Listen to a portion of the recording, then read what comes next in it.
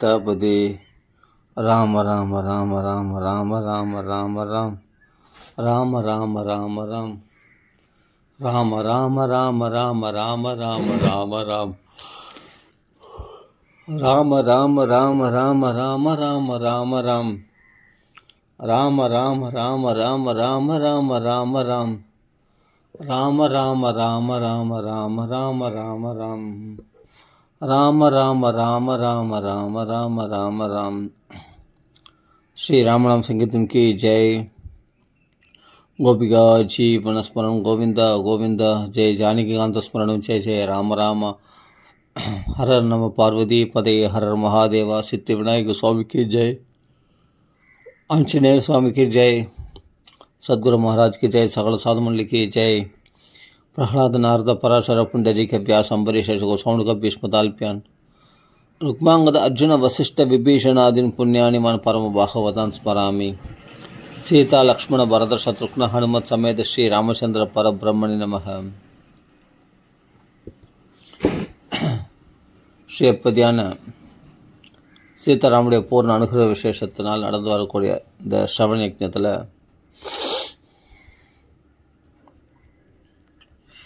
நாம்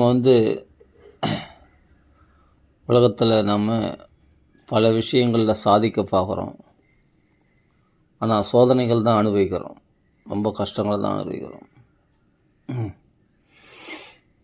நான் நல்லா வாழ்ந்துடுவேன்னு சொல்லிட்டு நம்ம சேமிப்புக்காக நம்ம ஓடி ஓடி உழைக்கிறோம். நம்ம புலன்களை திருப்திப்படுத்துறதுக்காக, நம்ம குடும்பத்தை திருப்திப்படுத்துறதுக்காக கடினமான கஷ்டங்களை படுறோம். ஆனால் பார்த்தா அதிகமான சிரமங்கள் படுறோம். ஆனால் ரொம்ப போராடி தான் ஒரு விஷயத்தை பெற வேண்டியது இருக்குது. ஒவ்வொரு விஷயத்துலையும் எல்லாமே பார்த்தா அப்படி தான் உலகத்தில். அதாவது பகவானிடத்துல உண்மையான அர்ப்பண புத்தி நிறைய பேர் இடத்துல கிடையாது. பக்தர் இடத்துலையே கிடையாது. பக்தர் இடத்துலையே கொஞ்சம் கபடங்களை ஆசிரிச்சுட்டு தான் பகவத் பக்தி பண்ணுறாங்க நிறைய பேர் பார்த்தா. அதுதான் பகவான் சொல்கிறார், புரோஜித கைதவகா. உனக்குன்னு ஒன்று சைடில் ஒன்று வச்சுருக்க பற்றியா, அது தூக்கி போட்டுரும். அதை வச்சுக்கிட்டு நான் பக்தி பண்ணுறேன் அப்படின்ற வரைக்கும் பகவான் கிட்ட வரமாட்டான். பகவான்களிருந்து நீ எதையும் பெற முடியாது. அந்த உனக்குன்னு ஒன்று வச்சுக்கிறத தூக்கி போட்டு முழு சரணாகதி முழுமையாக ஒன்று அர்ப்பணம் பண்ணும்போது தான் பகவான் நமக்கு என்ன எடுத்து வச்சுருக்கானோ அது கிடைக்கும். அது வரைக்கும் பகவான் நமக்கு என்ன எடுத்து வச்சுருக்கான்றதே நம்மளுக்கு தெரியாது. ஃபஸ்ட்டு கண்ணிலே தெரியாது. நான் அடியன் கூட சரி நல்லா கை நிறைய சம்பாதிக்கிற வேலையில் தான் போனேன். ஆனால் வீட்டில் பிரச்சனை, சண்டை, கைக்கு வாய்க்குமே பத்தலை. அங்கே போய் என்னதான் எவ்வளோ ஃபஸ்ட்டு கம்மியாக சம்பாதிச்சாலும் அப்படி தான், அதிகமாக சம்பாதிச்சாலும் அதுக்கேற்ற செலவுகள். ஆனால் பார்த்தா வீட்டில் பிரச்சனை, வெளியில் பிரச்சனை, உத்தியோகத்தில் பிரச்சனை, எல்லாமே பிரச்சனையாக வருது. இவ்வளோ சிரமங்கள் பட்டு எதுக்காகனா அந்த சம்பாத்தியம், அந்த பணம் சம்பாத்தியம், இல்லைன்னா குடும்பத்தை காப்பாற்றுறோம். அப்போது நாம் இழுத்து பிடிக்கும் பொழுது தான் நம்ம அதிகமாக சிரமப்படுறோம் குடும்பத்தில் எல்லா விஷயங்களையும். ஆனால் விட்டு பாருங்கள், விட்டால் போயிடுமே, எதுவும் போகாது. இல்லை யாரும் தான் நாளைக்கு ரொம்ப கஷ்டப்படணும். ஒரு புளியாங்கொட்டை இருக்குது. அந்த புளியாங்கொட்டை பூமியில் போச்சுன்னா ஐயோ அந்த புளியாங்கொட்டை செத்து போயிடுமே.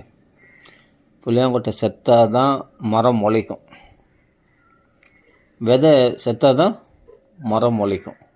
இல்லைன்னா மரம் அதுக்கு பிறகு நீ நிறைய புளியாம்பழங்களை பறிக்கலாம் மரமாக வந்த பிறகு. அது நான் பூமியில் போட மாட்டேன், பூமியில் போனால் அது செத்து போயிடும், சாகாது. அப்போ தான் நல்லா முளைக்கும். அது மாதிரி சில விஷயங்களை நீ விட்டால் தான் உனக்கு நிம்மதி கிடைக்கும்.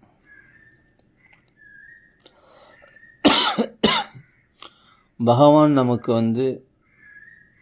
நான் என் சேஃப்டியை தேடிக்கிற வரைக்கும், என் புலநண்பங்களை, என் குடும்பத்தை நான் ரட்சிக்கிறேன்னு நினைக்கிற வரைக்கும் அதிகமான கஷ்டங்கள் தான் அனுபவித்தோம். அப்படியே கிடைச்சாலும் ஆஹா ஓஹோன்னு கிடைக்கல. ஆனால் சில பேருக்கு கிடைக்கிறது, அது லேட்டாக கிடைக்கிறது, ரொம்ப சிரமத்துக்கு பிரகாரம். சரி இருக்கட்டும். நான் சொல்கிறேன், கஷ்டப்படுறவங்கள சொல்கிறேன். கஷ்டப்படுறவங்க பட்டுன்னு தான் இருக்காங்க. ஆனால் இதை விட்டுட்ட பிறகு பகவான் இடத்துல முழுசாக சரணாகதி அடைஞ்ச பிறகு என்ன குறைஞ்சிட்டாங்க? நான் நல்ல கை நிறைய சம்பாதிக்கிறத விட பகவானுக்கு சேவை செய்யும்போது பகவானால் பாதுகாக்கப்படுறது, பகவானால் கொடுக்கப்படுறது திருப்தியாக இருக்குது.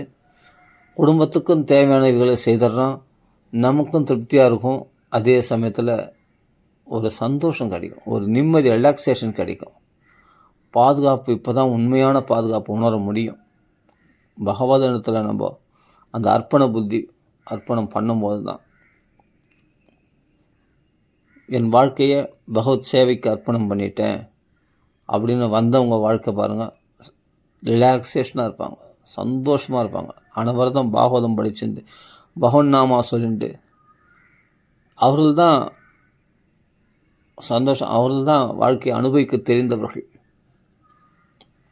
மற்றவங்களாம் வாழ்க்கையை நரகமாக்கி கொண்டு இருப்பவர்கள். புரிஞ்சுக்கணும். அப்போது எது வரைக்கும் பகவான் எனக்கு என்ன எடுத்து வச்சுருக்கான்னு எனக்கு தெரியாமல் போச்சுன்னா, என் கையை நம்பி இருக்கிற வரைக்கும் நான் என் குடும்பம் அப்படின்னு சுயநலத்துக்காக மட்டும், நல்லா புரிஞ்சுக்கணும், சுயநலத்துக்காக மட்டும், செல்ஃபிஷ், அந்த செல்ஃபிஷோடு நான் உழைக்கும்போது எனக்கு தெரியவே தெரியல பகவான் எனக்கு என்ன எடுத்து வச்சுருக்கானே தெரியாது. என் கண்ணை மூடிட்டான். மாயா ஜவனிகாச்சன்னம் அக்ஞா அதோக்ஷஜம் அவ்யயம். அக்ஞர்களுக்கு தன் மாயால் மறைச்சிட்றான் தன்னை. என்ன லட்சிய மூட திருஷா, இந்த மூட திருஷ்டியோட இந்த உலகத்தை இந்த பிரத்யட்சமாக நடைமுறை வாழ்க்கையில் எது சாத்தியமோ அதை மட்டும்தான் நான் பார்ப்பேன் அப்படின்னு மூட திருஷ்டியோடு பார்க்குறவங்களுக்கு பகவான் என்ன லட்சியது, பகவான் லட்சியம் ஆகிறது கிடையாது.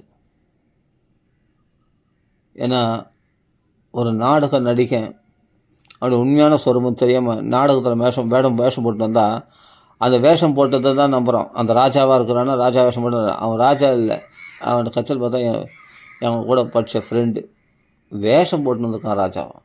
அது மாதிரி பகவான் தன்னை மறைச்சிடுறான் இல்லையா? உலகத்துலேயே அப்படி தான். பொய்யை கண்டு தானே நிறைய நம்ம ஏமாறத்துக்கு தயாராக இருக்கிறோம். உண்மையை நம்ம பார்க்கறதில்ல, அதனால் அதை நம்புறதில்ல.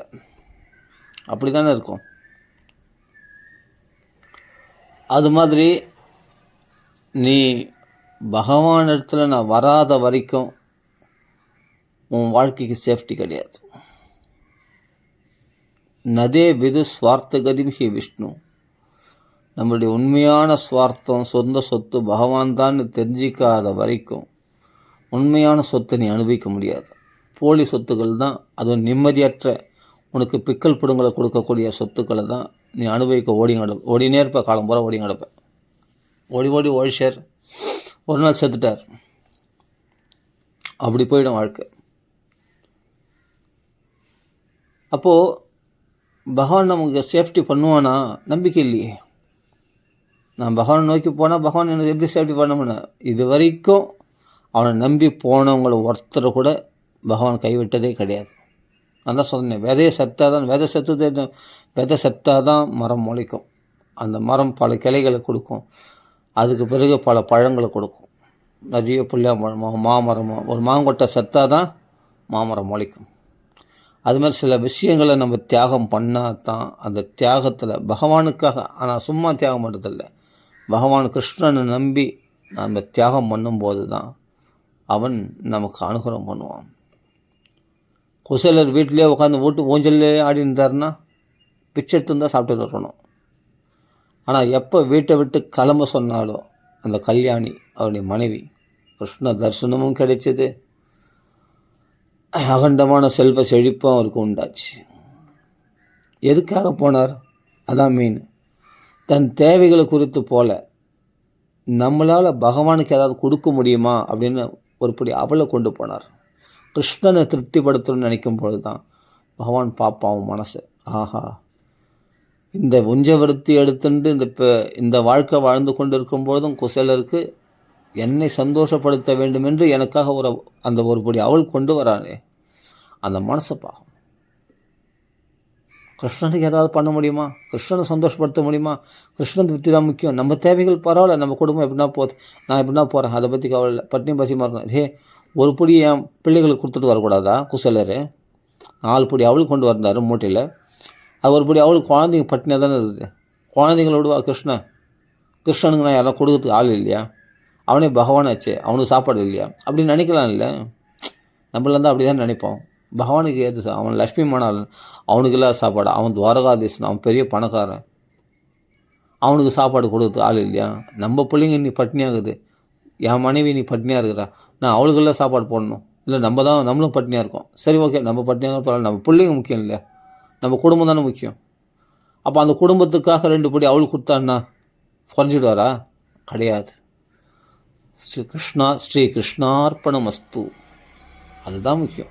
அந்த அர்ப்பண புத்தி தான் வரணும். அதுதான் நிறைய பேர் வரமாட்டேங்குது. என் குடும்பம் பட்னியாக இருந்தாலும் பரவாயில்லை, தன் குழந்தைகள் பட்னியாக இருக்குது. நாமெல்லாம் ஒரு நாளைக்கு பல வேளைகள் சாப்பிட்றோம். ஆனால் குசேலருடைய வீட்டில் பல நாளைக்கு ஒரு வேளை தான் சாப்பிடுவாங்க. அப்படி அந்த குழந்தைக்கு ஆசையாக இருக்காதா ஒரு படி அவளுக்கு கொடுப்பான்னு? ஆனால் 4 படி அவள் பிச்சை எடுத்தார். அது எங்கேயோ அந்த அம்மா கொண்டு வந்து கொடுத்துட்டா. அந்த அவளை கொண்டு வந்து மூட்டை கட்டின்னு துவாரகைக்கு கிளம்புறார். பகவானை நினச்சேன், நீ பகவானை துவாரகாதீசன் என் நண்பனை பார்த்து ரொம்ப நாளாச்சு, சாந்தியப்பணி குருகுலத்தில் பார்த்துதாச்சு. அந்த கிருஷ்ணன் இப்போ மனைவிகளோடு இருப்பான், சந்தோஷமாக இருப்பான், பிள்ளைகளோடு இருப்பான், போய் பார்க்கலாம் அப்படின்னு அந்த ஆசையாக கிருஷ்ண தர்சனன்ற ஆசைக்காக போனார். அப்போ பகவான் பார்க்குறாங்க. பகவான் பார்த்தாலே இதுக்கு முன்னாடி ஒரு எந்த பொருள் நல்லா புரிஞ்சிங்க. அந்த கட்டத்தை படிக்கும்போது எனக்கு கண்ணில் கண்ணீர் வந்துச்சு. இதுக்கு முன்னாடி எனக்கு எந்த பொருள் உதவியும் கேட்டு எங்களை வந்ததே கிடையாது. அவளை மனைவியை அனுப்பிச்சதுனால வந்தார். அது மாதிரி நீ ஊஞ்சல்லே உட்காந்துருந்தால் உனக்கு ஒன்றும் வராது. ஊஞ்சல்லே ஆஞ்சலிருந்தால் கச்சேரியும் பிச்சை எடுத்து தான் இருந்திருக்கணும் அவர். ஆனால் பகவானை நோக்கி போன உடனே பகவான் அவளை பிடுங்கி ஆசையாக கொண்டு வந்திருக்காங்க இல்லையா, பக்தியோடு. அங்கே தானே சொல்கிறான், பத்திரம் புஷ்பம் பலம் தோயமே பக்தியா பிரயச்சதி. அந்த பக்தி உபகிருதம் அஷ்டாமி, அந்த பக்தியோடு கொடுக்குற அந்த அவளை நான் சாப்பிட்றேன். அணுவளவு கொடுத்தா கூட அந்த பக்தி தான் நான் பெருசாக அதிகமாக நினைப்பேன். பக்தி இல்லாமல் நிறைய கொடுத்தா கூட அவங்களெலாம் உள்ள காப்படம் இருக்கும். நம்ம இதெல்லாம் திருப்பதி உண்டலில் போட்டால் நம்மளுக்கு ஏதாவது கிடைக்கும். அது கிடையாது, அது பக்தியே கிடையாது. அது பகவான் அதில் சந்தோஷம் அடையதே கிடையாதான்.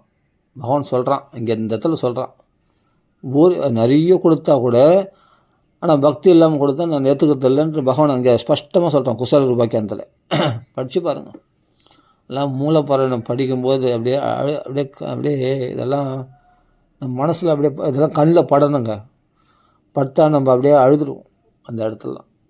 சில கட்டங்கள்லாம் படிக்கும்போது பகவான் என்ன மனசை பார்க்குறான் பாருங்கள், அங்கே மனசை பிடிக்கிறான் பாருங்கள். நண்பன் தான் தோல் மேலே கை போட்டுனா பாத சேவை பண்ணுறான். ஏன்னா இப்படிப்பட்ட ஒரு ஆசை இல்லாத உண்மையான பக்தி கொண்ட ஒரு பக்தனுக்கு பகவான் பக்த பராதீனம்னு சொல்கிறது அதுதான். அப்போ அந்த பாத சேவை செய்து அவருக்கு நல்லா சாப்பாடு போட்டு நல்லா தூங்க வச்சு அவர் பாதத்தை பிடிச்சு விட்டு எல்லாம் பண்ணுறான். அப்படிப்பட்ட பக்தனுடைய பாதத்துளிக்கு நான் ஆசைப்படுறேன் அப்படின்னு 11 ஸ்கந்தத்தில் உத்தவர் இடத்துல சொல்கிறார் பகவான். இப்படிப்பட்ட எந்த ஒரு ஆசையும் இல்லாத ஒரு பக்தனுக்கு அவன் பாதத்துளிக்கு நான் ஆசைப்படுறேன்டா உத்தவா அப்படின்றான் கிருஷ்ணன். ஆசைகளால் தானே அழிஞ்சு போகிறோம். நம்ம சுயநல தேவைகளுக்காக தானே அழிஞ்சு போகிறோம். அந்த சுயநலத்தை ஒரு குற்றமாகவே நினைக்காம அது நம்ம ஸ்வதர்மமாக நினச்சி நாம் செயல்பட்டுன்னு இருக்கோம். இது பாகவத தர்மத்துக்கு ஒவ்வாது. இன்றைக்கி அப்படி தான் நிறைய பேர் கவலைகளில் மூழ்கிறதுக்கு காரணமே சுயநலம். தன் குடும்பம், தன் மனைவி, குழந்தைகள், அதோடு சரி அந்த குறுகிய குண்டு சட்டை குதிரை வாட்டம் அந்த குறுகிய மனப்பான்மையோடு வாழ்றதுனால்தான் இவ்வளோ துன்பங்களும். எப்போ கிருஷ்ணனை சந்தோஷப்படுத்தணும்னு நினைக்கும் போதோ இப்போ தான் நீ பரந்த மன நோக்கத்தோடு வந்திருக்க. அப்போ தான் கிருஷ்ணனை சந்தோஷப்படுத்துறதுக்காக அந்த 4 படி அவளை தன் குடும்பத்தை பட்டினி போட்டு கொண்டு போய் கொடுத்தார் இல்லையா, அப்போ தான் பகவான் பிரியனன் சந்தோஷம் அடைஞ்சிட்டான். அது பிறகு பகவான் அவனை சும்மா ஏழப்பட்ட அவனை பிச்சை எடுக்க விட்டுருவான்? அது எப்படி விட்டுருவான்? அந்த மனப்பான்மை பார்த்து கிருஷ்ணன் அப்படியே கட்டி பிடிச்சிட்டான். இந்த சொல்கிறார், அந்த அவலை கொடுத்து சாப்பிட்ற, ஆஹா அருமையான, ரொம்ப பிடிக்குமே இந்த அவலை எனக்கு, இந்த அவலை அவ்வளோ ருசியாக இருக்குன்னு சொல்லிட்டு அப்படி லபுக்கு லபுன்னு பகவான் சாப்பிட்றான். ஒரு தண்ணியாவது குடிக்கலாம் இல்லை, தொண்டை அடைச்சிக்குன்னு சொல்லிட்டு உடனே அந்த அம்மா வந்து பிடிச்சிட்டாலாம் ருக்மிணியா தாயார். அப்போ அது சொல்கிற அவ்வளோ சந்தோஷத்தை கொடுத்த அந்த அவள்னா அந்த அந்த அந்த கிருஷ்ணார்ப்பணம் மஸ்து அப்படின்ட்டு கொடுத்த அவளாச்சு. அது என்னம்மா சாப்பிடாமல் இருப்பான் பகவான். அதுக்கப்புறமா எதுவுமே கேட்கல, நல்லா பேசுகிறாங்க. போனது வந்தது, அவனை பார்த்தியா, இந்த ஃப்ரெண்டை பார்த்தியா, அந்த ஃப்ரெண்டை பார்த்தியா, குருகுலத்தில் அவன் படித்தானே, இவன் படித்தானே, அதை பற்றி தோல் மலை எல்லாம் பேசுகிறான். உன் குடும்பத்தில் சௌக்கியமா, உன் பிள்ளைகள்லாம் பட்னியாக இருக்குதா, நீ என்ன வேலை செய்கிற, என்ன பண்ணுற, ஒரு வார்த்தை கேட்கல. ஆனால் கடைசியில் போகும்போது சரி போயிட்டு அனுப்பிச்சிட்டான். நல்லா சாப்பாடு போட்டால், தூங்க வச்சான், கை கால் அம்மி கொடுத்தான், எல்லாம் பண்ணால் வீட்டுக்கு அனுப்பிச்சிட்டான். என்னடா டே கஷ்டப்படுறியா, நான் எங்களுக்கு நிறைக்குதுடா, உனக்கு ஒன்றா ஏதாவது ஹெல்ப்புக்கு ஒன்றுமா சொல்கிறேன், நான் ஏதாவது பணம் செலவு கொடுக்குறேன் வச்சுக்கிட்டான்னு கூட ஒரு வார்த்தை சொல்லலை. ஏன் சொல்லணும்? அவன் உண்மையான பக்தனாக இருந்தால் கேட்க மாட்டான்.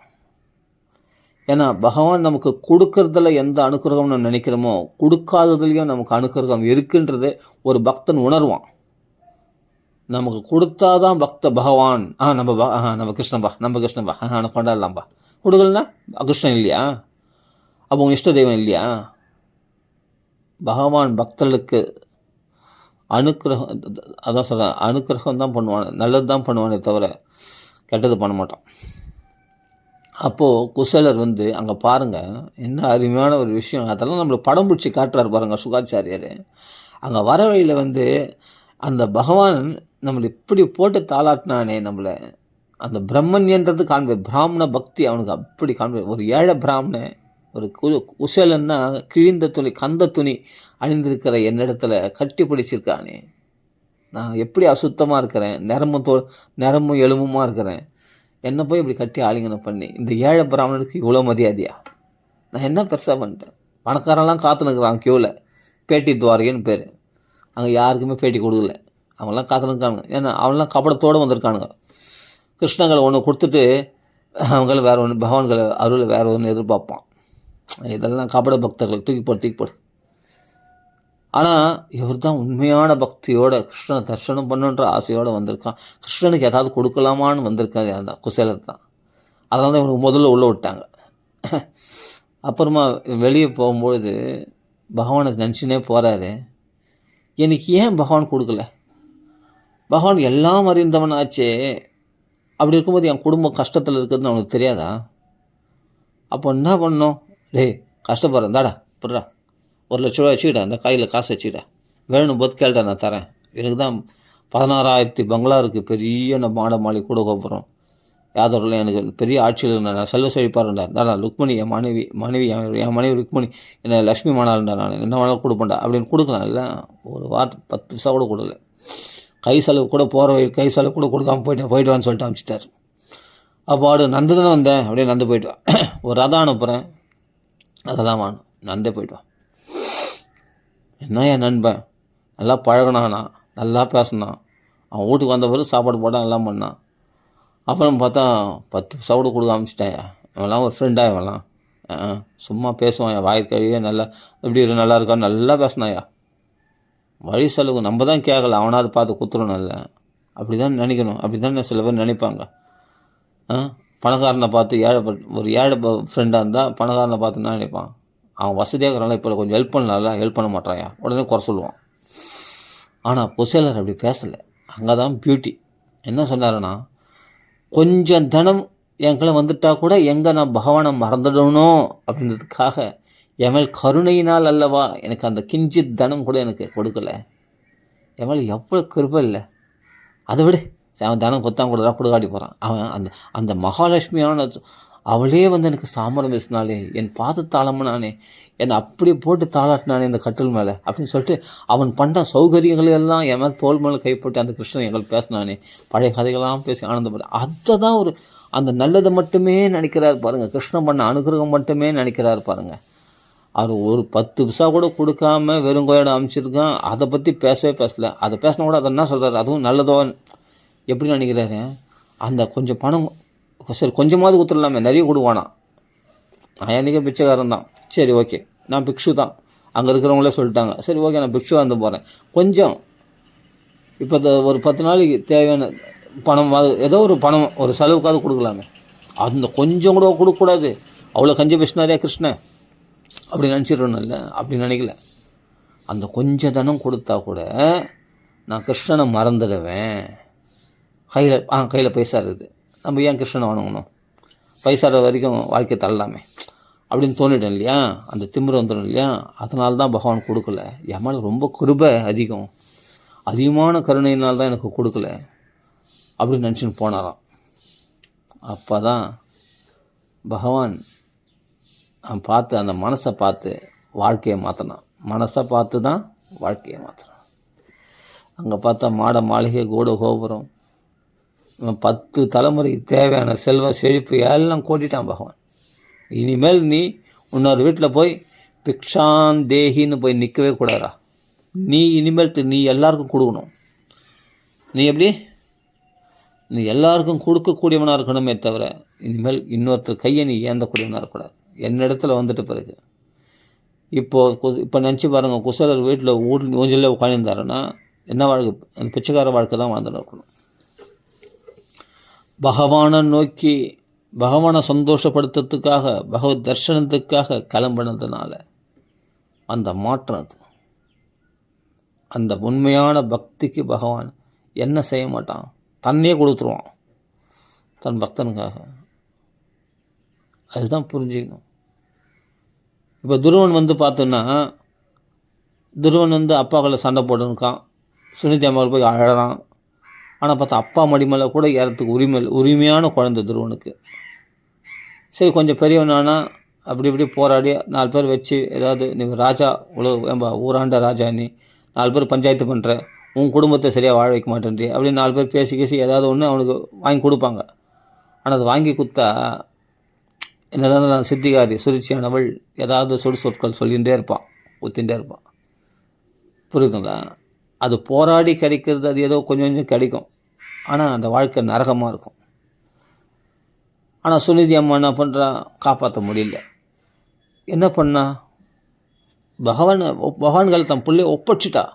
ஏம்பா நடுக்காட்டில் இருட்டில் பிள்ளை எப்படி ஒப்படைக்கிறான்னா, அதான் பகவான் மேலே உள்ள நம்பிக்கை. இப்போ நான் சொன்னேன் இல்லையா, அந்த விதை செத்துருமே விதை செத்தாதான் மரம் முளைக்கும்.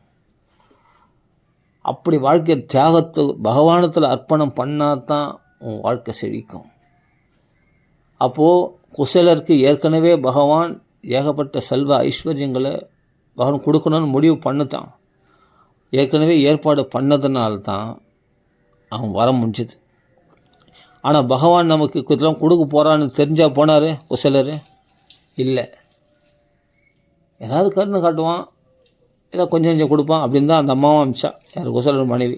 இவ்வளோ கொடுப்பான்னு தெரியாது, ஏதோ வாழ்க்கை நடத்துறதுக்கு ஏதோ 10 ரூபா 20 ரூபா கொடுப்பான் அப்படின்னு நினச்சி தான் அந்த அம்மா அமிச்சா. ஏதோ கை செலவு கொடுப்பாங்க, 2 நாள் ஓட்டலாம் அப்படின்னு கிருஷ்ணன் ஏதாவது கொடுப்பான்னு நினச்சி தான் அந்த அம்மா அமிச்சா, கருணை காட்டுவான் தான். ஆனால் இவர் அது கூட எதிர்பார்க்கல. யார் குசலர். என்ன பண்ணணும்னா நமக்கு என்ன இப்போ அடுத்தது என்ன நடக்க போகுதுன்னு அவருக்கு என்ன தெரியும், நம்மளுக்கு என்ன தெரியும். ஆனால் கிருஷ்ணன் உனக்கு கொடுக்கறதா வச்சுருக்கான் பெரிய செல்வத்தை. அதை நீ தான் பெற்றுக்கொள்ள கிருஷ்ணனிடத்தில் தேடி வரல. நம்ம இந்த குடும்பத்தை கட்டின்னு அழறோம். அது மாதிரி இந்த அம்மா வந்து புள்ளையை இழுத்து பிடிச்சா மட்டும் நான் என்ன பண்ணுவேன், அந்த பகவானை நம்பி போன மனு பிரஜாபதி பிரமாணம், பிரம்மதேவர் பிரமாணம், மகான்கள் தான் பிரமாணம். அவர்கள் என்ன குறைஞ்சிட்டாங்க பகவானை வழிபட்டு? அந்த மனுவானவர் பகவானை யாக தட்சணைகளாக நிறைய தட்சணைகள் கொடுத்து யாகங்கள் பண்ணி பகவான் ஆராதிச்சதுனால 71 சதுர்யுகங்களுக்கு அதிபதியாக மன்வந்திர பதவி அடைஞ்சிருக்காராம்.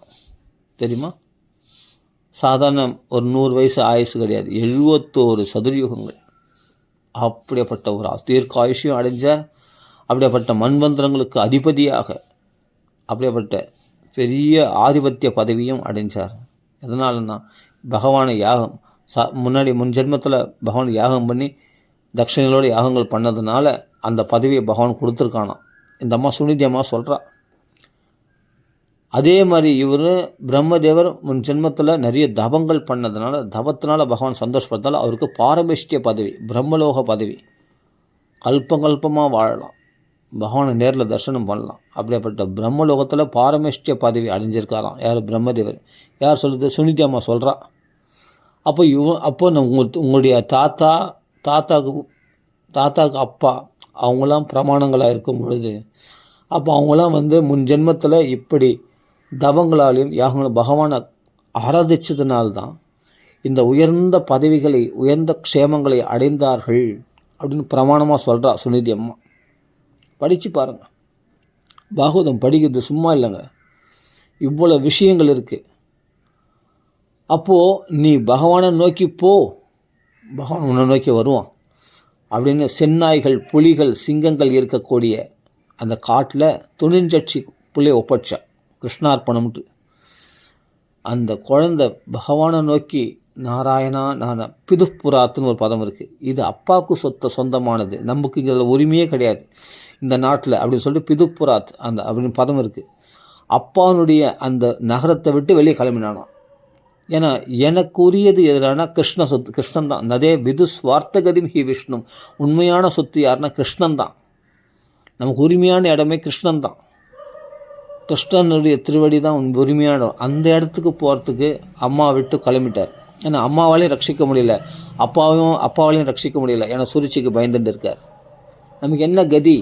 கிருஷ்ணன் தான் கதி. நதே விது ஸ்வார்த்த கதி ஹி விஷ்ணு வாசுதேவ பரா கதி அப்படின்னு தெரிஞ்சுக்கிட்டு இவர் போனதுனால அப்போ தான் பகவான் ஏற்கனவே ஏற்பாடு பண்ண வச்ச 36 வருஷம் ராஜ்யத்தையும் பெற்றார். அதே சமயத்தில் 36 வருஷம் ஆயுஷையும் பெற்றார்.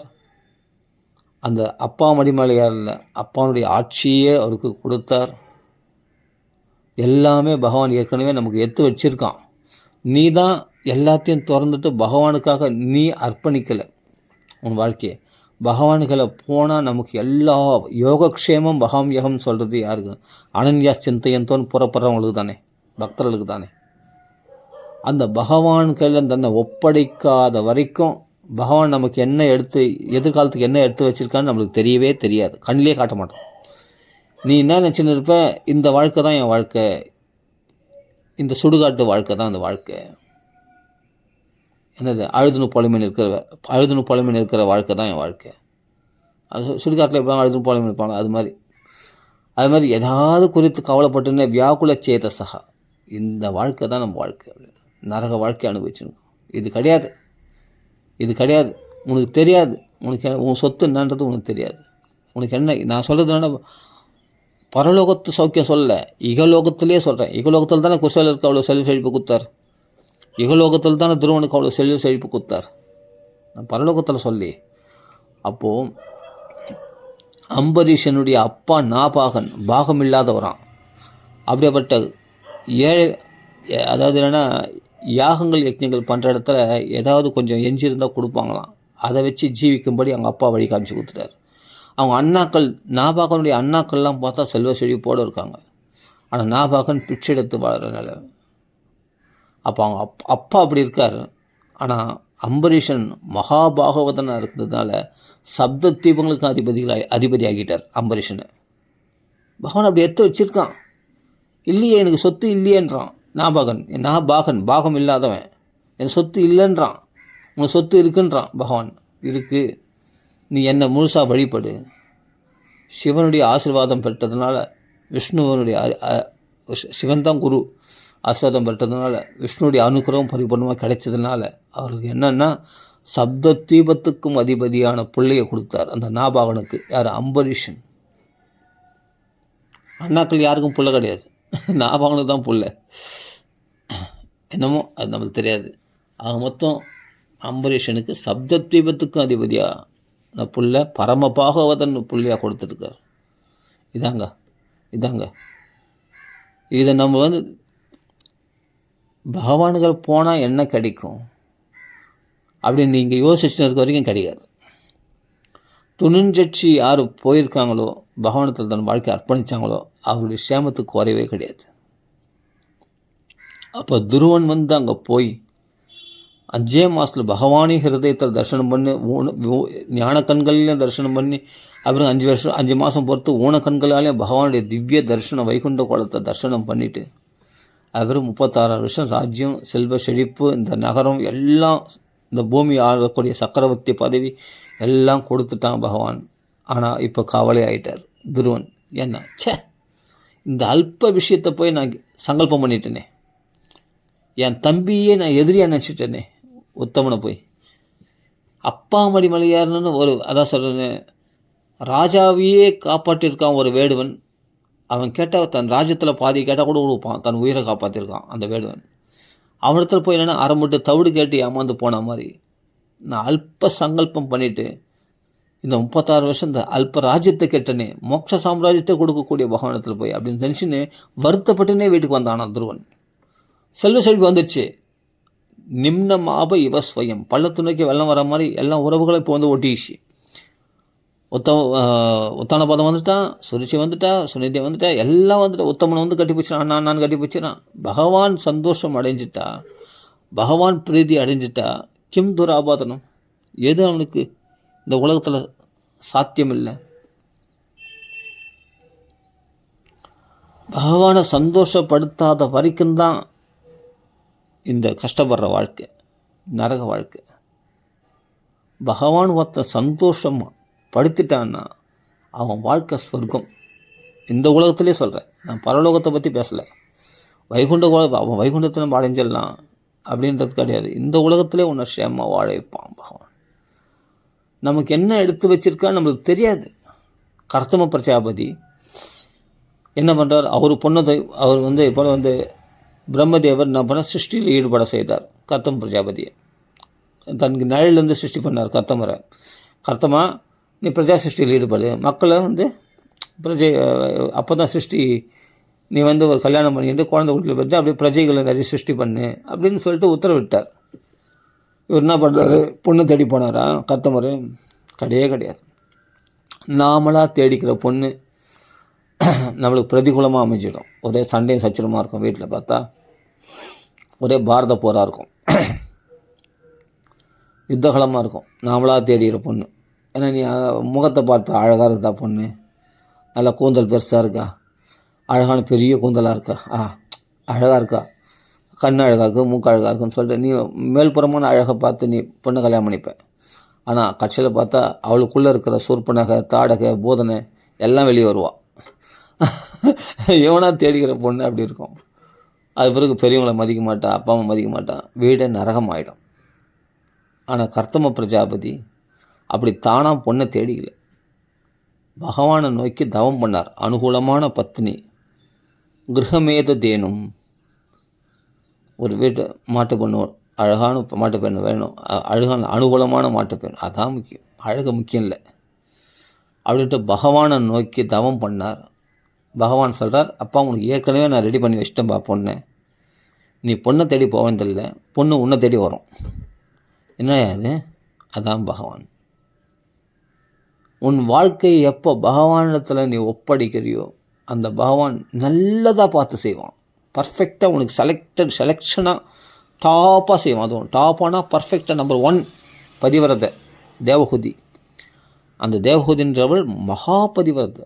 அவள் வயிற்றில் பிறந்தவங்களே கையெழுத்தும் போடக்கூடிய அனசூயை, அருந்ததி போன்ற மகாபதிவரதிகள் அப்படி டாப் மோஸ்ட் ஃபஸ்ட் கிளாஸாக கொடுப்பான் பகவான். நீயா தேடினா எப்படி தேடினா? நரகத்தை தான் தேடிக்கணும்.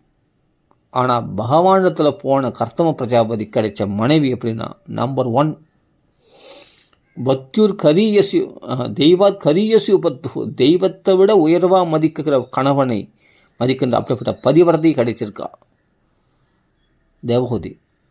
இதாங்க ஆசைகளில் போய் விழுந்து, அழகில் போய் மயங்கி, ஆசைகளில் விழுந்து நாமளாக தேடிக்கிறது தப்பாக தான் இருக்கும். ஆனால் பகவானால் கொடுக்கப்படுறது டாப் மோஸ்ட் நம்பர் 1 இருக்கும். அப்படி கர்த்தம பிரஜாபதி பகவானிடத்தில் முழுசாக தன்னை ஒப்படைச்ச அந்த 10,000 வருஷம் தவம் பண்ணார்னா, அப்போலாம் 10,000 வருஷம் பெரிய விஷயமே கிடையாது. ஆனால் லட்சக்கணக்கான வருஷம் வாழக்கூடிய கிருதயுகத்தில் வந்து ஆயுசு அதிகம். நம்ம வந்து இப்போ ஒரு நாள் மாதிரி. அப்போ தவம் பண்ணும்பொழுது பகவான் கண்ணீர் வடித்து அந்த பக்தியில் கண்ணீர் உருகணும்னே உடனே பகவான் பிரத்யக்ஷமாக பகவான் காட்சி அளித்தார். கருட வாகனத்தில் பகவான் தரிசனமும் கிடைச்சிது. உண்மையான பக்தியோடு அவருக்கு கல்யாணம் பண்ணின்ற ஆசையே கிடையாது. சொல்லப்போனால் அப்பாவுடைய கட்டளை மீறக்கூடாதுக்காக சிருஷ்டியில் ஈடுபடுறதுக்காக அனுகூலமான பத்தினி கேட்டார்.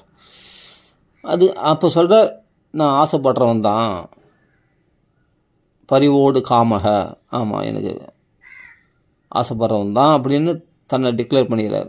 ஆனால் பகவான் மனஸ்பர்சஸ்மிதேக்ஷணம், அந்தரங்க ஆத்மாவுடைய பரிசுத்தத்தை பார்க்குறவர். கர்த்தம பிரஜாபதியுடைய பரிசுத்தத்தை பார்த்துட்டு அவருக்கு புள்ளியாக போயிடணுன்னு ஆசைப்பட்டாராம் பகவான். எப்படி இருக்குது பாருங்கள். அந்த கர்த்தம பிரஜாபதியினுடைய பக்தியில் பகவான் அழுதுட்டாராம். எப்பவும் பகவானை நோக்கி, பகவானே நீ காட்சி கொடுத்துட்டியே, ஆஹா திவ்ய தரிசனம், உன்னுடைய தரிசனம் கருட வாகனத்தில் சங்க சக்கரதாரில் பகவான் காட்சி அளிக்கிறாங்க அப்படின்னு ஒரு பக்தன் தான் அப்படியே அழுவான், அப்படியே தேம்பி அழுவான், குதிப்பான், ஆடுவான், பாடுவான், கண்களில் கண்ணீர் மெழுகுவான். கிடையாது. இந்த கர்த்தம பிரஜாபதியை பார்த்த உடனே, இவருடைய பக்தியை பார்த்த உடனே, இவருடைய ஸ்தோத்திரத்தை கேட்ட உடனே இவ்வளோ பவ்யமாக உள்ளுக்குள்ளே ஆசை இல்லாதவர் தன்னை ஆசை உள்ளவன் போல தன்னை காட்டிக்கொள்கிறாரே அப்படின்னு நினச்சி, இப்படியாப்பட்ட இவ்வளோ பணிவாக இருக்கிறாரு, இப்படியாப்பட்ட ஒரு வினயமுள்ளவராக இருக்கிறாரு அப்படின்னு சொல்லி கர்த்தம பிரஜாபதியை பார்த்து பகவானுக்கு கண்ணீர் வந்துச்சான். அந்த கண்ணீர் ஒரு குளமாக தேங்கி போச்சான். அதான் பிந்து சரஸ். எல்லாம் போயிருப்பாங்க யாத்திரைக்கு, அமிர்த சரஸ், பிந்து சரஸ் அப்படிலாம் சொல்லுவோம் இல்லையா. அது மாதிரி அந்த அவ்வளோ குளிராக இருக்குமா. சித்தரெல்லாம் சேவிக்கக்கூடிய இடம் அது இன்றைக்கும் இருக்குது. அந்த பிந்து சரஸ்னால் அது குளமாக தேங்கி போச்சு. பகவான் கண்ணீர் விட்டு, அப்போ பகவான் கண்ணீர் குளமாக தேங்கி போயின்னா அப்போ எந்த அளவுக்கு கண்ணீர் விட்டுருக்கான் பாரு இந்த பக்தனை பார்த்து. கர்த்தம பிரஜாபதி அவ்வளோ அந்த பக்தி, அவருடைய அந்த பிரேம, அந்த உண்மையான வினயம், அந்த பற்றற்ற தன்மை, அந்த பகவானத்தில் உண்மையான பக்தி, எந்த அளவுக்கு பக்தி பண்ணியிருந்தால் தாம் புள்ளியாக போகணுன்னு ஆசைப்பட்டிருப்பார் கர்த்தம பிரஜாபதிக்கு. யோசிச்சு பாருங்கள். இன்றைக்கி இது மாதிரி பக்தி இன்றைக்கி பார்க்க முடியுதா? கிடையாதுங்க. நாமெல்லாம் பாகவதம் படிக்கிறோம், இந்த கதையெல்லாம் கேட்குறோம், ஆனால் அப்படியாவது நம்மளுக்கு வருமா? யோசிச்சு பாருங்கள். அப்போது பகவானிடத்தில் தன்னை அர்ப்பணித்ததுனால சொல்கிறார். அந்த ஸ்லோகம் படிச்சிடுறேன், அப்போ தான் உங்களுக்கு புரியும். நான் உனக்கு ஏற்கனவே ஏற்பாடு பண்ணி வச்சிட்டேன்ப்பா, நான் அதெல்லாம் உனக்கு அழகான பெண்ணு மட்டும் இல்லை, அனுகூலமான பத்தினியாக உனக்கு நான் ஏற்பாடு பண்ணிட்டேன்ப்பா அப்படின்னு பகவான் சொல்கிறான். புரயோஜிதத்து அப்படின்னு வருது திரிய ஸ்கந்தத்தில். அது இங்கே சொல்கிறான் பகவான். ஒரு நாள் பொறுத்துக்கோ, நாளைக்கு ஒரு நாள் பொறுத்துக்கோ, நாளைக்கு மறுநாள் சுவாயம்பூ மனுவே சக்கரவர்த்தி, அது மன்வந்தராதிபதியா மனுவா? ஆமாம், அவரே நான் ஒரு ஆண்டியாச்சே, நான் காட்டில் வாசம் பண்ணேன். ஆமாம், அவர் பொண்ணு உனக்கு கொடுக்குறதா இருக்கிறார். இது என்னடா அது? நான் அப்படி ஒரு பொண்ணை ஏற்பாடு பண்ணியிருக்கேன், என்னுடைய செலெக்ஷன் பர்ஃபெக்டாக இருக்கும் அப்படின்னு சொல்லி பகவான் என்ன பண்ணுறான், சமயோஜித அதை சொல்கிறார்.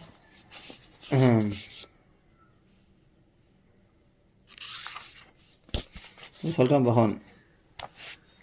பகவான் சொல்கிறார்.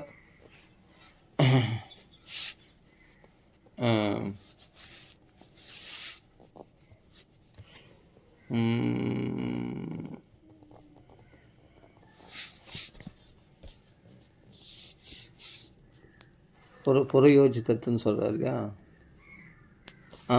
உன்னுடைய மனசில் உள்ள விஷயம் தெரியும்பா அப்படின்னு சொல்லிட்டு பகவான் இந்த இடத்துல சரி நான் டக்குன்னு மறந்தேன். அதை சொல்கிறார். விதித்வா தப சைத்தியம் மே புரைவ சமயோஜிதத்து யதத்தம் ஆத்ம நியமை துவயை வாகம் சமர்ச்சித நவை ஜாது மிருஷைவ ஸ்யாத் பிரத்யக்ஷம் அதர்கணம் பவத் விதேஷ் அதிதராம் மயி சங்கிருபித ஆத்மனஹா.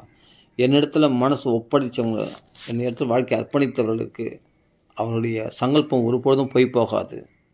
அதுவும் உன்னை போன்ற பிராமணர்கள், உன்னை போன்ற ஒரு பரம பாகவதர்களுடைய சங்கல்பம் ஒருபொழுதும் பொய் போகாது. அதனால் புரைவ சமயோஜிதத்து, உனக்கு முன்னாடியே நான் ஏற்பாடு பண்ணி வச்சிட்டேன். உன்னுடைய விதித்வா தப சைத்தியமே புரைவ சமயோஜிதத்து. புரியுதுங்களா? அப்போது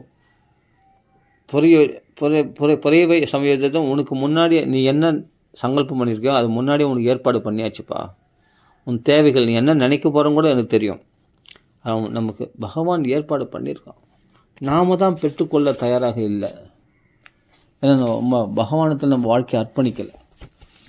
அப்படி அர்ப்பணித்த கத்தம பிரஜாபதிக்கு அனுகூலமான பத்தினி கிடைச்ச, தன்னையே புத்திரனாகவும் ஒப்படைத்தான் பகவான். அந்த சாங்கியாச்சாரியராகிய கபில வாசுதேவராக அவதரிக்கிறார். பாகவதம் படிக்கிறோம். நாமும் படித்து என்ன தெரிஞ்சுக்கணும்? எவ்வளோ விஷயம் நம் பாகவத்தில் இருக்குது. அப்போ தன்னை முழுமையாக பகவானத்தில் அர்ப்பணிக்கும் போது நம்மளை என்ன கெடுத்துருவான்? ராட்சசி மாதிரி ஒரு புண்ணியம் கொடுப்பான்? அப்படி கிடையாது. அவள் வயிற்றில் பிறக்கிறதே மகா பதிவிரதையாக இருக்குன்னா அவள் எப்படியாப்பட்ட பதிவிரதையாக இருப்பான்னு யோசிச்சு தேவோதியமாக கொடுக்குற பகவான் இதாங்க.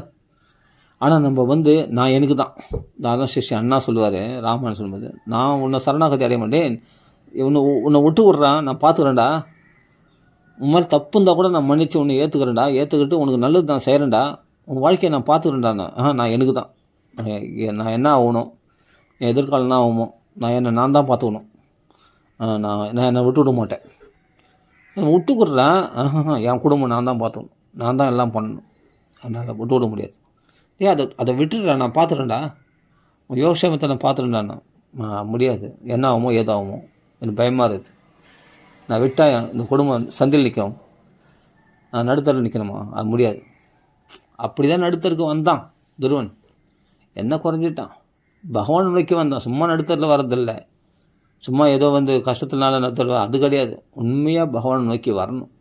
நான் தபஸுனால் ஆராதனை பண்ணி பகவானை பார்க்க போகிறேன் அப்படின்னு தானே துருவன் சொன்னான் நாரதத்தில். அந்த மனப்பான்மை வேணும். நான் பகவானை பார்க்க போகிறேன்றதுல உறுதியாக இருந்தான் பார்.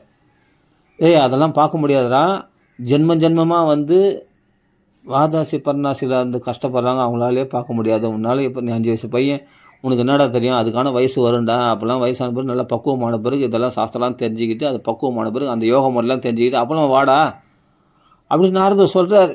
ஆனால் துருவன் என்ன சொல்கிறான்? முடியவே முடியாது என்னால், தயவுசெய்து நான் வினயமற்றவனா, என் சத்திரிய ரோஷம் உங்களுக்கு வினயமற்றவனாக இருக்கிறேன்னு நினைக்காதீங்க.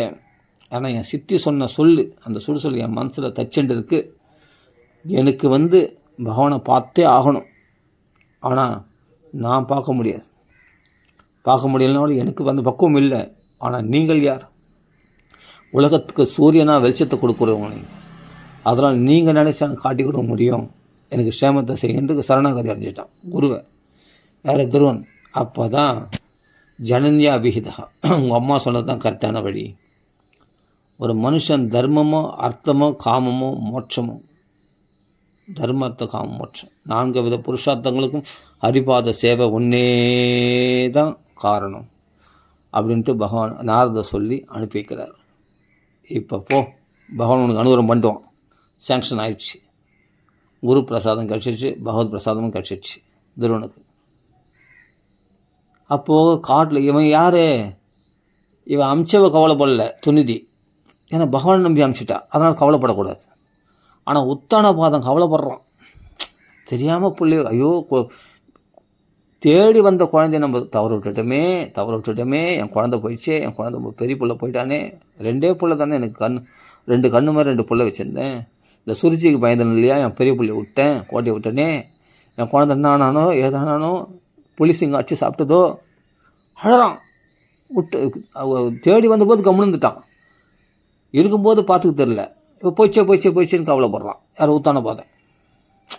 பாருங்கள் என்ன வார்த்தை பாருங்கள், அங்கே பாருங்கள் சூப்பராக. அப்போ தான் இவன் கவலைப்பட்டு அழுதுன்னுறான், தேம்பி அழறான். உத்தான பாதன் ஆட்களை விட்டு தேடுறதுக்கு புறப்படுறதுக்கு ஆட்களை விட்டு அனுப்பிச்சிருக்கான். என் குழந்தை எங்கே போனான் பாருப்பா, அப்படின்ட்டு ஆசையாக அந்த குழந்தை ஆசையாக என் மடிமலை யாரும் வந்ததுப்பா, நான் தான்ப்பா பிடிச்சி இந்த சுரிச்சிக்கு பயந்து நான் தள்ளிட்டேன், என் குழந்தை ஏற்றுக்கல, இன்றைக்கி அந்த குழந்தை காணாமல் போயிடுச்சுன்றாங்கப்பா. அது எங்கே காட்டுக்கு போய் எங்கே என்ன ஆகுதோ, புலிசிங்க அடிச்சு சாப்பிட்டதோ, எங்கே படுக்கும் எங்கே சாப்பிடும் என்ன ஆகுதுன்னே தெரியலையே அப்படின்னு புலம்பி இருக்கான் உத்தான பாதை. படித்து பாருங்கள் அந்த இடத்துல. அப்போ தான் சொல்கிறார், பகவானால் ரட்சிக்கப்படுகின்ற குழந்தை அது. யார் சொல்கிறது? நாரதர் சொல்கிறார் உத்தான பாதனுக்கு, அடப்படா நீ என்னடா காப்பாற்றிட்ட, நீ கைவிட்ட, ஆனால் பகவான் காப்பாற்றப்படுகின்ற குழந்தை, ஒரு புலி சிங்கம் காட்டில் ஒரு தீமை அவனுக்கு நெருங்காது, கவலைப்படாத, நீ அவனுக்கு போய் இடையூறு பண்ணாத, அவன் உன் புகழை விளங்க வைக்கக்கூடிய குழந்தையாக வரப்போகிறான், சிறந்த பக்த அவன் வந்து துருவ மண்டலத்திலே அடைய போகிறான். அப்படிப்பட்ட துருவ சக்கரவர்த்தியாக வரப்போகிறான். பெரிய புகழ் படைத்தவனாக வரப்போகிறான். பகவானுடைய தரிசனத்தினால அவனுக்கு பெரிய லாபம் கிடைக்கப்படுது. துருவ மண்டலத்தையே ஆளக்கூடியவனாக துருவ சக்கரவர்த்தியாக வரப்போகிறான்ப்பா. நீ அவனை போய் எதுவும் நாளைக்கு அவன் கதையை உலகமெல்லாம் பேசப்போகுது, அவன் புகழை உலகமெல்லாம் பேசப்போகுது. அதுவும் உன் புகழை விளங்க வைக்கிறதுக்கு வரப்போகிறான். அவன் திரும்பி வரப்போகிறான், அவனை போய் இடையூறு பண்ணாத அப்படின்னு நாரதர் வந்து எச்சரிக்கை பண்ணுறார். அப்போ உத்தானபாதன் சாப்பிடாமல் தூங்காமல் அந்த புள்ள வரவை எதிர்பார்த்துன்னு இருக்கானான். உத்தானபாதன் தெரியுமா? நீ தான் கவலை பண்ணணும். ஆனால் அந்த குழந்தைக்கு தேவையான எல்லா சேஃப்டியும், ஆனால் சுனிதி கவலைப்படல. சுனிதி கவலைப்படுறதா வரல. சுனிதி தெரியும் பகவான் நம்ம பாதுகாக்கிறத விட நான் இழுத்து பிடிக்கிறேன் என் பிள்ளைய பாதுகாக்கிறேன்னு என்ன பாதுகாத்துட்டேன். இன்னத்து எவ்வளோ ஒருத்தரி வந்து 2வது மனைவி அவள் வந்து என் பிள்ளைய துரத்தி அனுப்புகிறா. என்னால் தடுக்க முடியல பார்த்தியா? ஏன்னா என்னை வந்து வேலைக்காரி இடஸ்பதிர்மாம் ஒரு வேலைக்காரியாக கூட ஏற்றுக்கிறது தயாராக போது ராஜாவை பகைச்சு நான் என்ன சண்டை போட்டு நான் என்ன போராடி என் பிள்ளைய போய் அங்கே ஸ்தாபிக்க முடியாதே, நான் பலவீனமானவளாச்சே அப்படின்னு பகவான் தான் பெரிய பலசாலி, அவனை விட்டால் வேறு கதி இல்லைன்னு சொல்லிட்டு நம்மெல்லாம் தெய்வத்தின் கடவுளின் குழந்தைகள்னு சொல்லிட்டு பகவான்களை ஒப்படைச்சதுனால மட்டும் அவள் என்ன குறைஞ்சிட்டா. இதாங்க விஷயம். சும்மா பாகவதம் படிச்சிடணும், ஆனால் அர்ப்பண புத்தி இல்லை. துணிஞ்சற்ற பகவான்களை தன் வாழ்க்கையை அர்ப்பணித்தவர்களுக்கு க்ஷேமங்கள் மட்டும்தான் வரும். அப்போது அந்த துருவன் வந்து செழிப்போடு வரான். ஆனால் அதில் விருப்பம் இல்லை. ஏன்னா அதை விட உயர்ந்த சௌக்கியத்தை அவன் அனுபவிச்சிட்டான். அப்போ நான் இழுத்து பிடிச்சிருந்தா சுனிதி அம்மா காப்பாற்றிருக்க முடியுமா? இது போல் நல்ல செழிப்பாக சக்கரவர்த்தியாக பையனை உருவாக்கியிருக்க முடியுமா? முடியாது. அவளுக்கு யார் பிரமாணம்? மகான்கள் பிரமாணம். மனு பிரஜாபதி முன் ஜென்மத்தில் அவர் நிறைய யாகங்கள்லாம் பண்ணி அந்த மன்வந்திர ஆதிபத்தியத்தை அடைஞ்சிருக்கார். பிரம்மதேவர் முன் ஜென்மத்தில் இதே கர்மபூமியில் ஒரு மனுஷனாக பிறந்த அவர் தவங்களால் பகவான் சந்தோஷப்படுத்தி பாரமேஷ்டிய பதவி அடைஞ்சிருக்கார் அப்படின்றது பிரமாணம் அவளுக்கு. அதனால்தான் நாம் என்ன பண்ணுறோம், நம்ம சேஃப்டியை மட்டும் தேடிக்கிறதுனால அதிகமான துன்பங்கள் பண்ணுறோம். ஆனால் ஏதோ அற்ப லாபம் கிடைக்குது. ஆனால் பகவானுடைய தேவைகளை பூர்த்தி பண்ணும்போது உங்களுக்கு எல்லா லாபங்களும் கிடைக்குது. சில பிரபுபாதா இங்கே வந்து பேக் டு காட் பத்திரிக்கை எடுத்துன்னு டீ கடையில் அங்கங்கே போய் பிரச்சாரம் பண்ணி ஓய்ஞ்சு போயிட்டார். ஆனால் தன்னுடைய குருநாதருடைய கட்டளை எப்போது 20 வயசு பையனாக இருக்கும்பொழுதே குருநாதருடைய கட்டளை, அவர் காலேஜ் படிக்கும்போதே குருநாதர் கட்டளை நீ வெளிநாட்டில் போய் பிரச்சாரம் பண்ணுன்னு சொன்னார். அன்றைக்கே கடைப்பிடிச்சிருந்தாருன்னா இந்த கஷ்டம் கிடையாது. ஆனால் குடும்பம் இருக்கிறதுனால குடும்பத்தை விட்டு போக முடியாதுனால பிரபுபாதா என்ன பண்ணார், லேட் பண்ணி 60 வயசுக்கு மேலே அதுக்கு பிறகு குடும்பத்தை திறந்து அதுக்கு பிறகு என்னென்னா இந்த பேக் டு காடு அதை பத்திரிக்கை இது பண்ணுறது, விநியோகம் பண்ணுறது, இதை பண்ணுறது, பிரிண்ட் பண்ணுறது, இது மாதிரி நிறைய காரியங்களை சேர்ந்தார். ஆனால் இன்னும் வெளிநாட்டுக்கு போகல. குருநாதருடைய கட்டளை ஒன்று சொல்லிட்டாங்கன்னா அதை உடனே செய்தால் நம்மளுக்கு கஷ்டம் வராது. அந்த கட்டளையை செய்கிற வரைக்கும் இவர் பாடுபட்டார். ஸ்ரீல பிரபுபாதா இங்கே இந்தியாவிலேயே நிறைய பாடுபட்டார், ரொம்ப கஷ்டப்பட்டார். வியாபாரங்கள்லாம் தோல்வி அடைஞ்சது, அதுவாச்சு எல்லாம் பகவானுடைய ஏற்பாடு தான் இருந்தாலும். ஆனால் நிறைய இதெல்லாம் முன்னாடியே இதெல்லாம் தூக்கி போட்டு முன்னாடியே வந்திருந்தாருன்னா பகவான் கையில் சூப்பராக இன்றைக்கி உலகம் முழுவதும் ஃபுல்லாக கிருஷ்ண கோயில் தான் இருந்திருக்கும். அப்படி வயசான காலத்துலேயே அவருக்கு வந்து 108 கோயில்களை ஸ்தாபனம் பண்ணிட்டார் உலகம் முழுதும். சொல்கிறேன், அப்போ இன்னும் கொஞ்சம் பிஃபோராக வந்திருந்தாருன்னா எவ்வளோ விஷயங்களை சாதிச்சிருக்கலாம், இன்னும் அதிகமாக சாதிச்சிருக்கலாம். இதுவே பெரிய சாதனை தான். இன்றைக்கி இஸ்கான் கோயில் பெரிய டெவலப்மெண்ட் ஆகிருக்கு. Founder of Shri Acharya A C Bhaktivedanta சுவாமி ஸ்ரீல பிரபுபாதா இல்லையா? அப்போ அதை உருவாக்கத்துக்கு எவ்வளோ போராடினார். அந்த போராட்டம் தேவைப்பட்டிருக்காது. டைரெக்டாக இவர் நேராக அமெரிக்காவுக்கு போயிருந்தாருன்னா குருநாதருக்கு சித்தாந்த சரஸ்வதி சுவாமிகள் சொன்ன கட்டளைப்படி டைரெக்டாக இவர் எங்கேயும் இங்கே பேக் டு கார்டு எதுவும் பண்ண வேணாம், புஸ்தகம் எதுவும் பண்ண வேணாம். தாமரை கோயில் ராஜதாமரை கோயில் புஸ்தகம் வெளியிட்டு இது பண்ணி அதெல்லாம் போய் வியாபாரம் பண்ணி அந்த பத்திரிக்கைலாம் எடுத்து போய் கொடுத்து என்னென்னவோ பண்ணார். ஆனால் அந்த பணத்தினால அவர் போனாரா அப்படின்னு கேட்டால் கிடையாது. பாக்கெட்டில் 40 ரூபா வச்சுக்கின்னு ஒரு மாதாஜி அந்த கப்பல் அதிகாரி.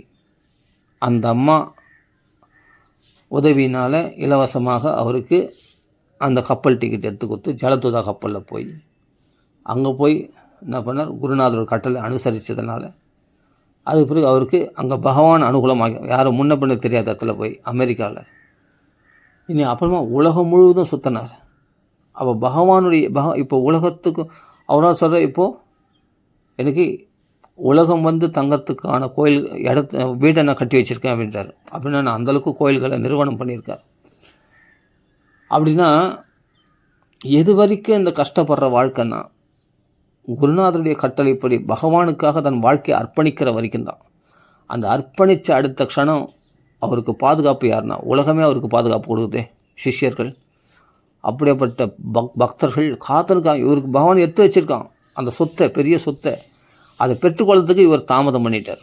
பிரபுபாதா அவர் ஒத்துக்கிறார், நானே ரொம்ப லேட்டாக தான் வந்திருக்கேன் பகவத் பக்தியில்.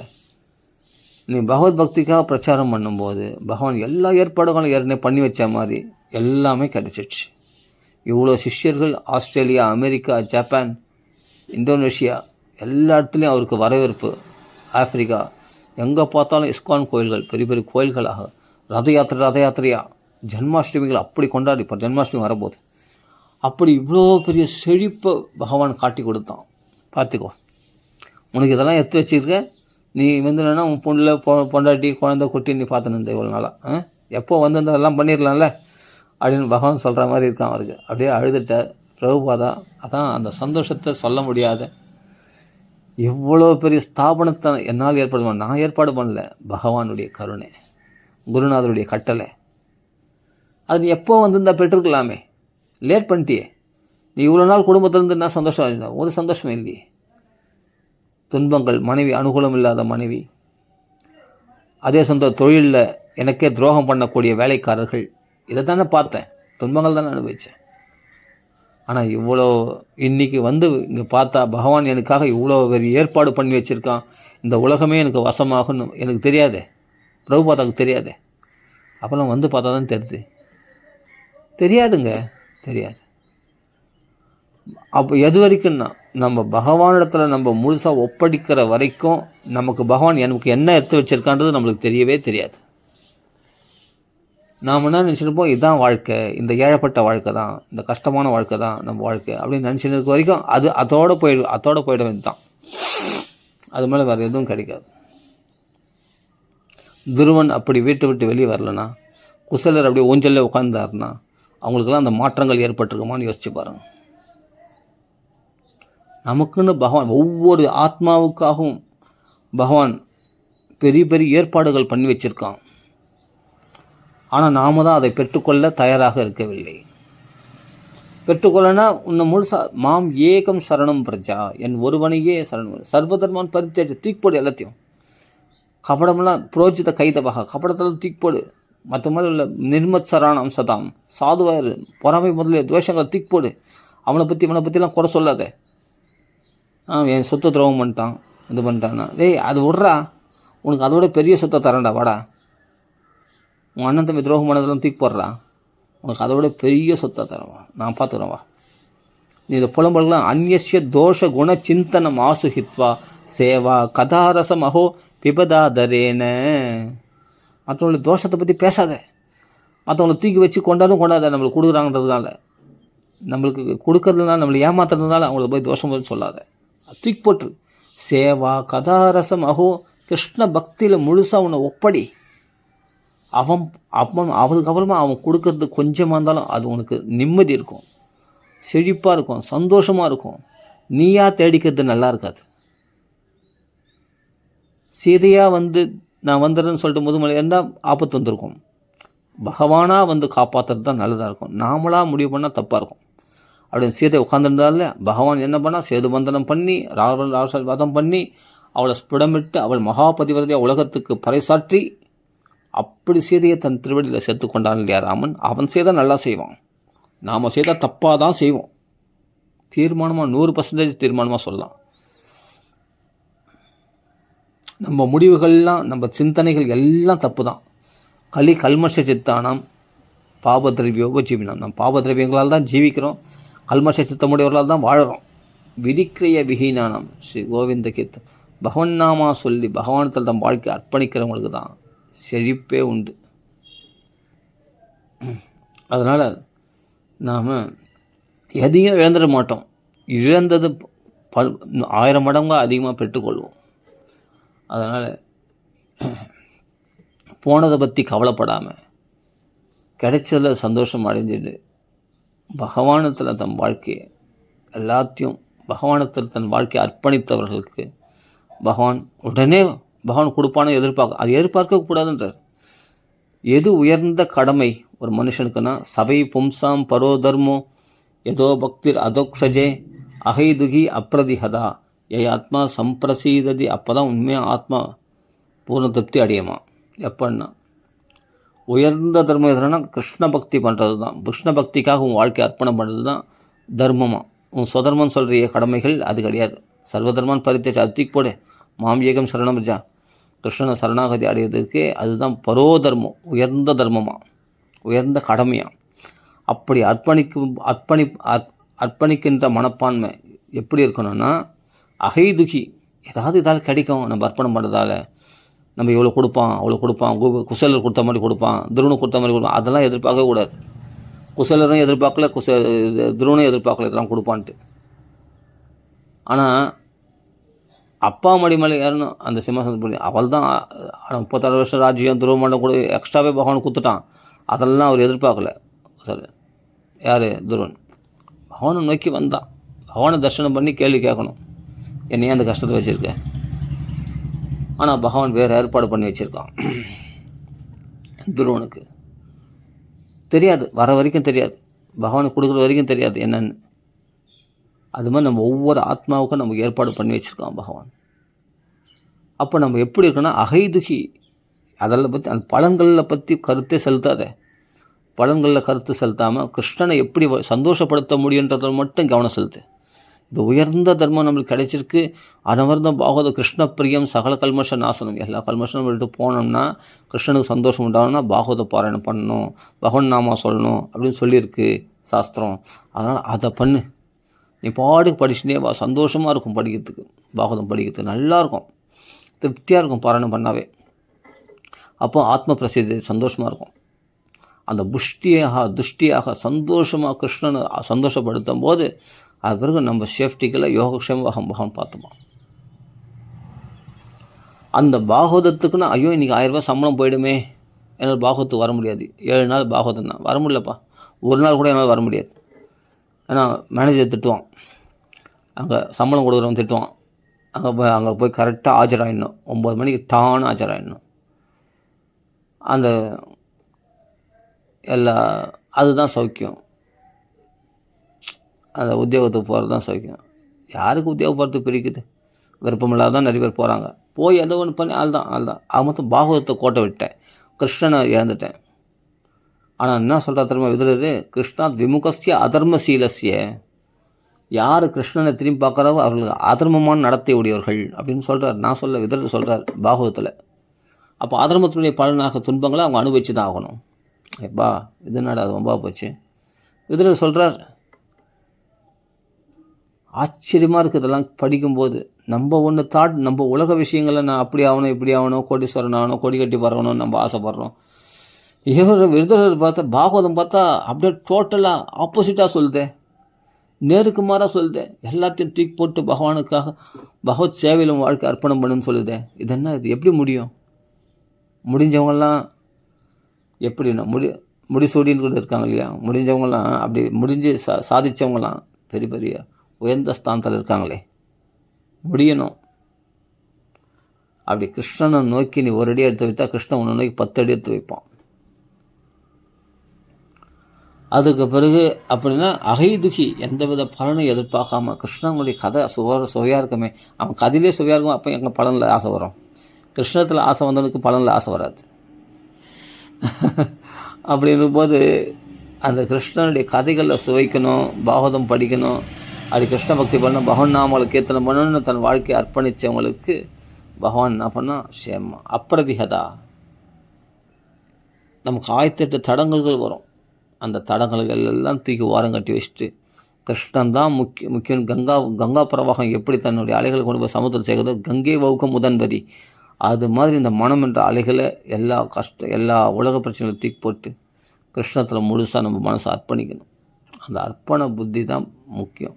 அப்போ கிருஷ்ணன் தொய்யுமே அனன்ய விஷயா மதுபதியா சக்கரத்துன்னு கேட்குறா இல்லையா குந்தி தேவி, அப்படிப்பட்ட அனன்ய பக்தி வேணும்னு கேட்குறா இல்லையா, அதுதான் நாமளும் கேட்கணும். அப்படி பண்ணிட்டான் பிறகு பகவான் உனக்குன்னு என்ன எடுத்து வச்சுருக்கானோ அதை கொடுப்பான். அப்போ தான் காட்டுவான் கண்ணில். கடலை, இந்த வாழ்க்கை இப்படி எதிர்காலத்தில் இப்படி எனக்கு இந்த வலுக்கு பிரகாசம் இதுக்கு இவ்வளோ பெரிய விஷயம் வச்சுருக்கான்னு எனக்கு தெரியாமல் போச்சு.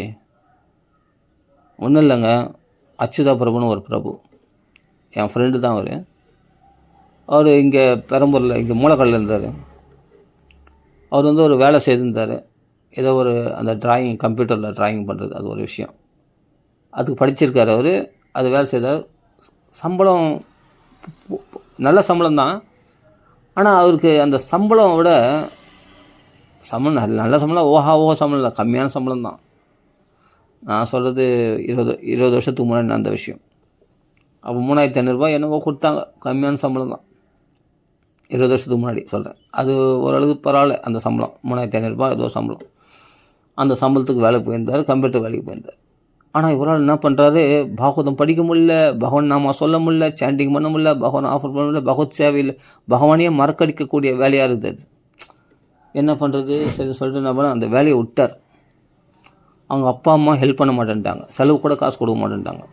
இவர் என்ன பண்ணுறாரு, இருக்கிற பணத்தை வச்சுட்டு நேராக பிருந்தாவனத்துக்கு போயிட்டார்.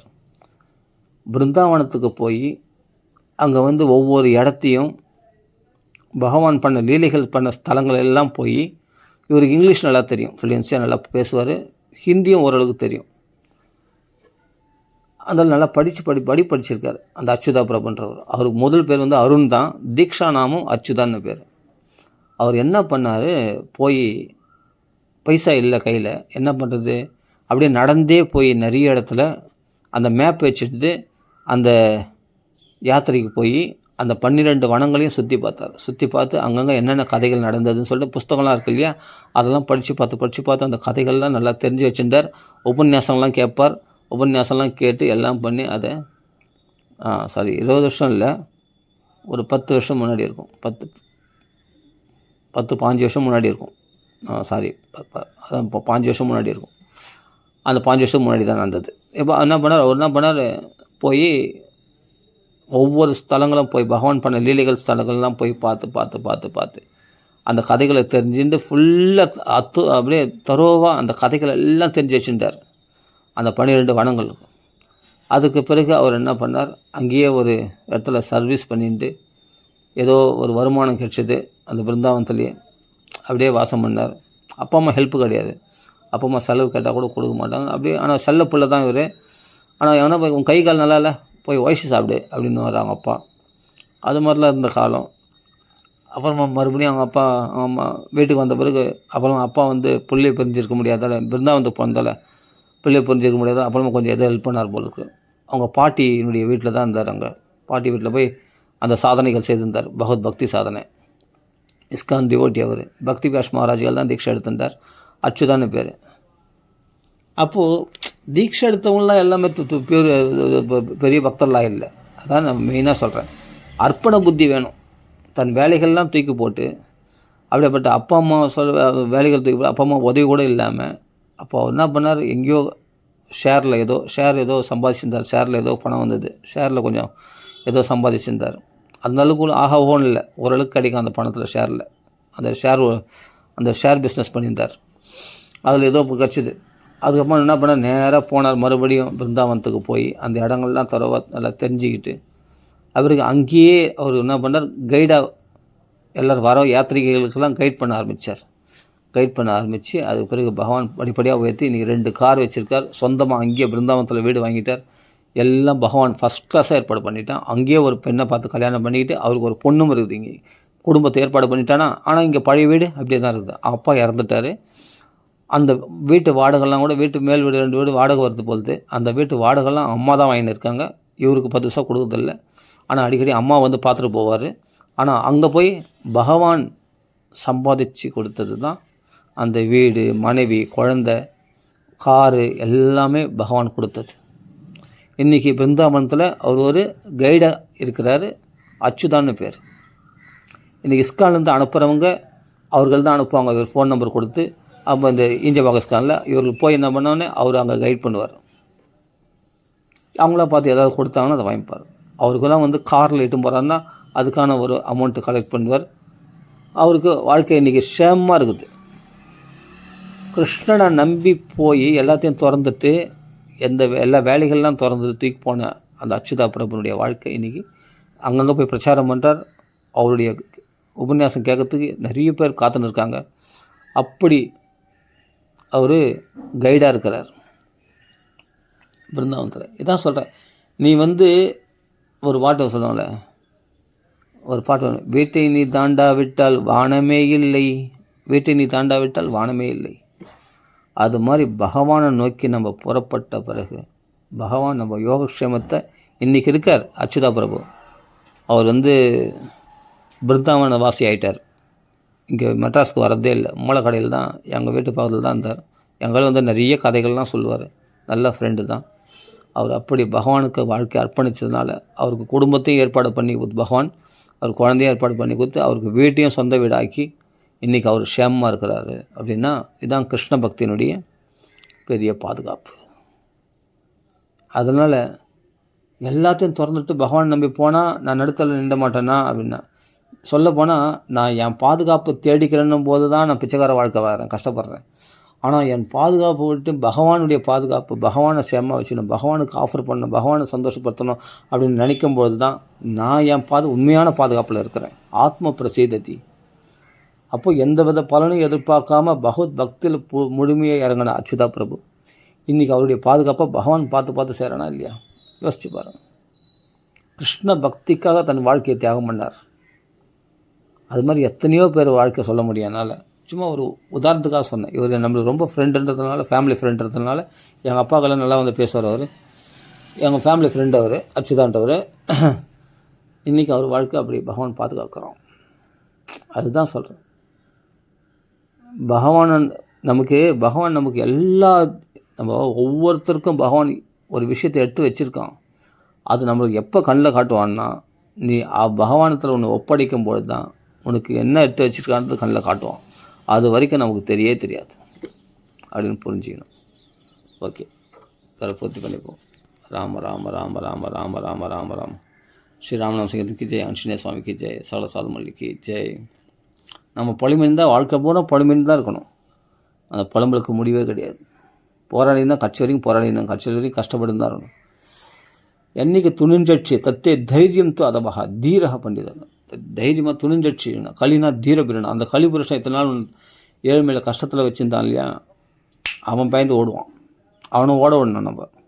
அதுக்கு தீரனாக கிளம்பணும், புத்திமானாக கிருஷ்ண பக்தியில் தைரியமாக துணிஞ்சட்சி அதுக்கு அர்ப்பணிச்சுட்டு அவன் பஜனையில் அவன் கிருஷ்ண பக்தியில் இது பண்ணும்போது நம்ம வாழ்க்கையை பகவான் பார்த்துப்பான்.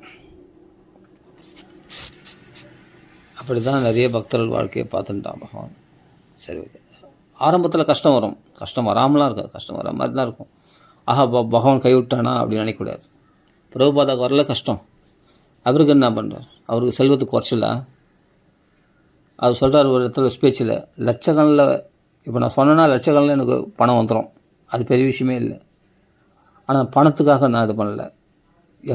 இன்னும் எல்லோரும் நீங்கள் போய் நிறைய பேர் பிரச்சாரம் பண்ணி அந்த கிருஷ்ண பக்தியை பிரச்சாரம் பண்ணி கிருஷ்ண பக்தியினுடைய வேல்யூபிளை எல்லாருக்கும் தெரிவிக்கணும் அப்படின்னு தான் பிரபுபாதா ஸ்பீச்சில் சொல்கிறார். அப்போ சொல்கிறார், இந்த அமெரிக்கன் பாய்ஸ்லாம் இந்த பணம்லாம் பெரிய விஷயமாக நினைக்க மாட்டாங்க. கேட்டால் கொடுத்துருவாங்க, எவ்வளோ கேட்டாலும் பணம் வந்துடும். ஆனால் அந்த பணம் முக்கியம் இல்லை. ஆனால் நான் எப்படி வந்தேன்? வெறும் 40 ரூபாயில் பாக்கெட்டில் வச்சுன்னு வந்தேன் அமெரிக்காவுக்கு, செலவு கூட காசு எடுத்துக்காமல். அப்போ இவ்வளோ நாள் உழைச்சாரு, புக்கெலாம் விற்றாரு, எல்லாம் பண்ணாருன்னு. அதுதான் எங்கே பத்தலையே. அந்த புக்கு பிரிண்ட் அடிக்கிறது இதுவே பணமே பத்தலை, வியாபாரம் சரியாக புக்கெலாம் சரியாக சேல்ஸ் ஆகலை.